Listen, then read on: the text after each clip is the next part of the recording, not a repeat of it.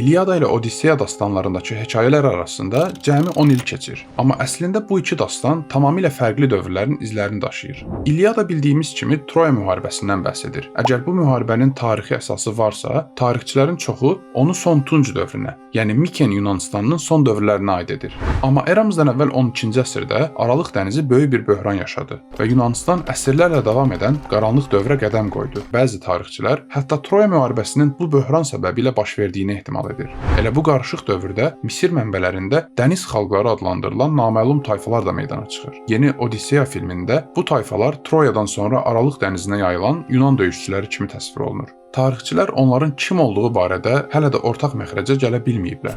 3-4 əsr çəkən qaranlıq dövrdən sonra isə Yunanistan yenidən yüksəlməyə başladı. Koloniyalar qurdu və yeni bir dövrə qədəm qoydu. Məhz bu arxaik dövrdə Odisseya bugünkü formasını almağa başladı. Yəni mifə görə Odissey Troya müharibəsindən cəmi 10 il sonra evinə qayıdır. Amma bu iki dastan birlikdə oxunduqda təxminən 5 əsr ərzində dəyişən Yunan dünyasını göstərir.